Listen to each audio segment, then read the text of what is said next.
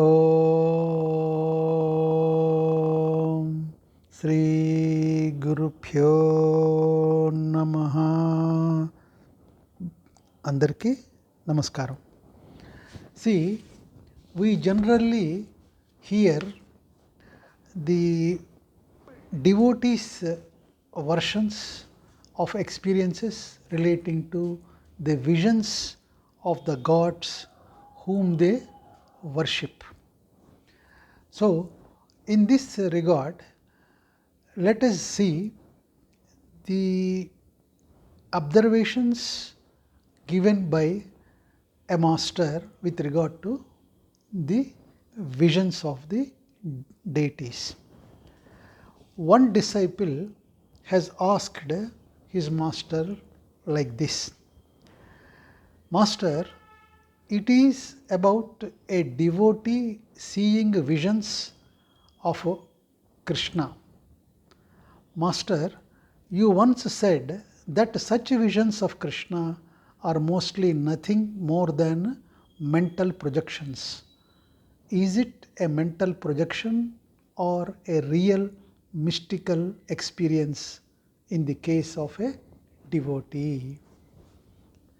Then the master answered like this: My dear, visions of Krishna or Buddha or Mahavira or Jesus Christ are seen in two different ways.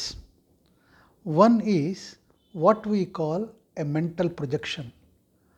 What you see is nothing but your dreams, your desires, your imagination taking a visual form in front of your eyes. There is nothing real in front of you. It is all imagination. The mind is quite capable of it. It can project an image of your dream or desire, and you can think it is real. As you dream in sleep, so you can dream in waking state also. It is just mental, imaginary, and hallucinatory. The other way is real, but it is done not to bring you face to face with Krishna or his image. It makes you encounter and experience what may be called the Krishna consciousness. It makes you encounter and experience what may be called, please listen carefully, the Krishna consciousness.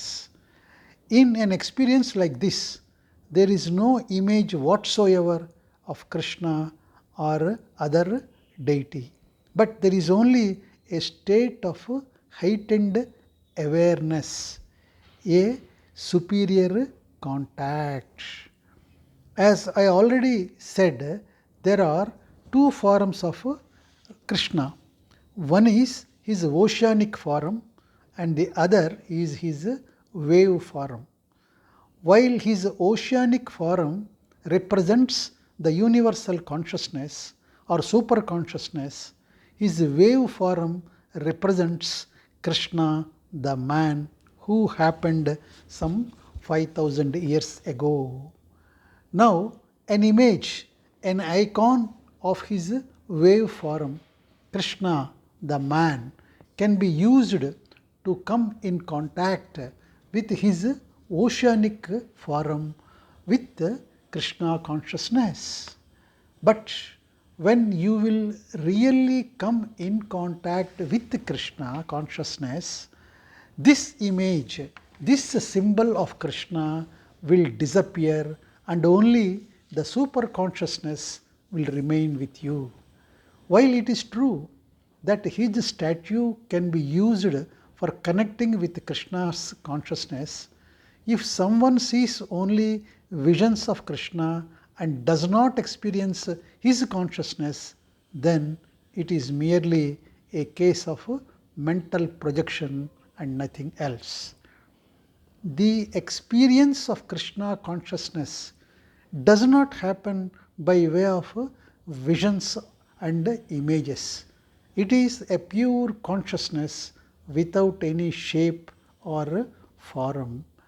We associate Krishna's name with it because a person loves Krishna and comes to this consciousness with the help of his image.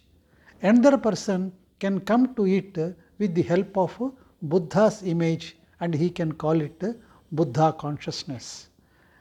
It can be called Christ consciousness if someone attains it through the image of Christ. Name does not matter. The real thing is oceanic consciousness, which is without a name and form. A devotee's experience of Krishna's visions is concerned with Krishna's image, his physical form. He says that Krishna appeared before him in physical form. This is simply a case of mental projection. Of course, such an experience is pleasant and gratifying, but it is nonetheless a projection of our mind. It is an extension of desire and mind's creation. We can begin with the mind, but we have to go beyond the mind. Please remember, my dear, the journey begins with the mind and ends with no mind, cessation of mind. It is significant to know that the mind is the constituent world of words, forms, and images. There is no way for the mind to exist without words, forms, and images. It cannot exist in emptiness, in void. Krishna consciousness is attained only when the mind ceases to be. It is a state of no mind. Such visions of encountering Krishna in physical form is only a mental projection and view of the objective reality on the vast screen of universal consciousness. Such visions are not a spiritual experience and are wholly psychic. They are, however, very gratifying, and a Krishna devotee is bound to be overjoyed to see such visions of one he has been desiring to see all his life. But remember, it is only a kind of happiness, but not bliss, nor can you call it an experience of truth. I don't mean to say that a devotee's experience is not real, but he describes it in the way of a scholar, an intellectual, and this makes the experience appears to be one of mental projection. It is not difficult to distinguish a real experience, an experience of the oceanic consciousness, from the one that is projected or imagined. An oceanic experience is everlasting. Once it comes forever, and it wipes out all other experiences from your mind. It really wipes out the mind itself. One blessed with such an experience sees the divine everywhere, in trees and rocks, in rivers and streams, in mountains and stars. But so far as projected visions are concerned, they appear and disappear, and they never last. They are transient, momentary, they are transient, momentary. For a man of intellect, the task of portrayal in words becomes difficult. We use words in two ways, my dear.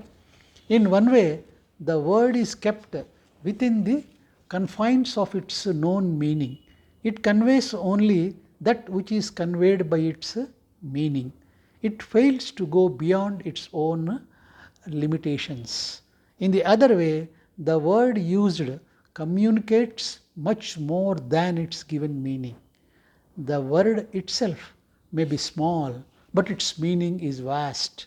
The meaning is larger than the word itself. For example, a word, the word we can take love. It may be used in human relationships and it is ordinary. But when used towards nature or God or divinity or infinite, it is vast and larger. It means loving God or nature reflects your love towards Him in all His creation. You are seeing God everywhere and like that. Okay? Loving a girl or loving a boy means loving all the relationships of her or his. So the words really take off when they transcend their given meaning. They enter a world of mystery. They become a vehicle for the transcendental experience. Remember, my dear, such words are pregnant with tremendous meaning. They are like fingers pointing to the moon. Expression of any experience or feeling has to have a logical and rational build up. But if it says something which goes beyond it, then it means the person saying it has known that which lies beyond his words. But if he exhausts himself in his words, which say nothing more than what they mean, then it is clear that he is only a knowledgeable person. If someone who knows something of the beyond keeps silent, even his silence will be eloquent. But in the absence of such an experience, even a million words will prove to be a wastage. When you say something, you have to say it logically, but if your something is experiential, it will leave its flavor, its fragrance in your every word and metaphor. Not only that, your words will also say that they could not say what they really wanted to say. In this context, I recall a significant event from the life of Rabindranath Tagore, which will help you to understand things better, said the master. The great poet is on his deathbed, and an intimate friend has come to say farewell. The friend says, "You sang all you wanted to sing. You said all you wanted to say. Not only that, you did all you wanted to do. I believe now you can leave this world in perfect peace and contentment with a feeling of utter gratefulness to God." At this, Rabindranath Tagore opened his eyes and said like this, "You have got it all wrong, my dear friend. Right now, I have been saying to God how ironical it is that when I have put together all the musical instruments and I am ready to sing, I am called upon to leave the world. I have yet to sing my song. What people think to be my song is only a preparation for the real song I was going to begin. But alas, I have yet to say what I wanted to say," concluded the master. So, this is all about the visions of God to the devotees and their experiences. Thank you all.